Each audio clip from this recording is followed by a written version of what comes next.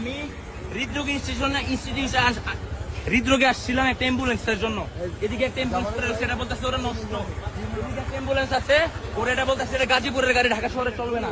ওদিকে আরেকটা অ্যাম্বুলেন্স আছে বলতেছে ওরা কুমিল্লার অ্যাম্বুলেন্স, ওরা একটা অ্যাম্বুলেন্স দিতেছে না। আমি আমার মেডিকেলে অ্যাম্বুলেন্সের কাছে গেছি, এখানে অ্যাম্বুলেন্স আছে কিন্তু অ্যাম্বুলেন্স দিতেছে না। বাংলাদেশে এরকম অবস্থা, শিক্ষার্থীরা পাশে যেই কুলাঙ্গাররা দাঁড়িয়ে যাচ্ছেন আপনারা তাদেরকে মনে রাখেন, এটা হৃদরোগ ইনস্টিটিউট। আমি শহীদ সোহরাওয়ার্দী মেডিকেল কলেজের স্টুডেন্ট। আমার একটা মেডিকেল দেখেন গাড়িটা যাইতেছে কিন্তু ঠিক যাইতেছে।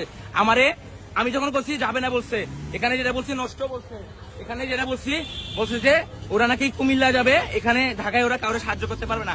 আমি বলছি মনে রাখেন বলছিলাম, বলছে ঠিক আছে মনে রাখবো। আমি বলছি দেশের কাছে জবাব একদিন দিয়েন, মনে রাখেন।